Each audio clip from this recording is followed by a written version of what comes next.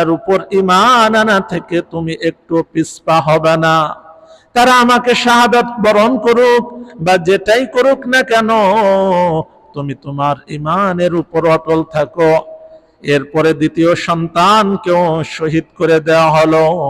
এবার তৃতীয়বার যখন বলা হলো, তখন ওই মুসাতাকেও ওই গরম টকবকে তেলের মধ্যে ফেলে দেওয়া হলো। এরপরে এই ঘটনা বর্ণনা হওয়ার পর একবার যখন মিরাজে প্রিয় নবী মুহাম্মদুর রাসূলুল্লাহ সাল্লাল্লাহু আলাইহি ওয়াসাল্লাম জিবরাইল আলাইহি ওয়াসাল্লামের সাথে মক্কা থেকে মদিনায় যাচ্ছিলেন, এমত অবস্থায় মক্কা থেকে বাইতুল মুকাদ্দাস যাচ্ছিলেন মিরাজে। প্রতিমধ্যে এক জায়গায় যে দেখতে পেলেন যে অনেক সুগন্ধি আসতেছে। সুগন্ধি আসার কারণে এবার তিনি বলতেছে, এত সুগন্ধি কোথা থেকে আসে ভাই জিবরাইল?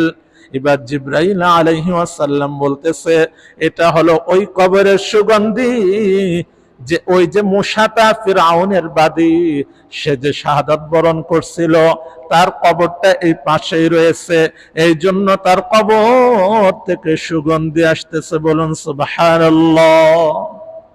কত বছর পর মুসা আলাইহিস সালাম থেকে প্রিয় নবীর জন্ম প্রায় 1000 বছর পর, কিন্তু ওই কবর থেকে সুগন্ধি আল্লাহ পাক রব্বুল আলামিন 1000 বছর পরও দেখিয়েছেন। বলুন সুবহানাল্লাহ। তাহলে দুনিয়ার জিন্দেগি আমরা যেটা মনে করি, আসলে সবচেয়ে সহজ মৃত্যু কোনটা জানেন? সবচেয়ে সহজ মৃত্যু আর কষ্ট ব্যতীত মৃত্যু হলো শাহাদাতের মৃত্যু। যদিও সেটাকে আমরা আমাদের চোখে অনেক কষ্টকর মনে হয়, যে একজন মানুষের কল্লা কেটে ফেলতেছে, একটা মানুষকে এরকম বুকে ছুরিকাঘাত করতেছে। তাহলে এই বিষয়গুলো দেখলে আপনাদের মনে হবে যে অনেক কষ্ট নিয়ে মৃত্যুবরণ করতেছে, কিন্তু আরেকটা মানুষ সে ঘরে বসে ছটফট করে মারা যাচ্ছে। কিন্তু আল্লাহ তাআলা ওই যে শাহাদাতের মৃত্যু, ওই শাহাদাতের মৃত্যুর যন্ত্রণাকে সহজ করে দেন।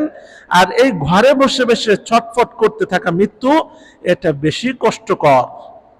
এই জন্য আল্লাহর নবী সাল্লাল্লাহু আলাইহি ওয়াসাল্লাম এবং সাহাবায়ে কেরাম সব সময় এই শাহাদাতের মৃত্যু কামনা করতেন, এবং শাহাদাতের মৃত্যু কামনার জন্য আল্লাহর নবী সাল্লাল্লাহু আলাইহি ওয়াসাল্লাম বলেছেন।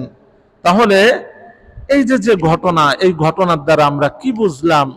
যে আমি আমার ঈমানের উপর যেন অটল থাকি, মৃত্যুর আগ পর্যন্ত টাকা পয়সা ধন দৌলত ক্ষমতা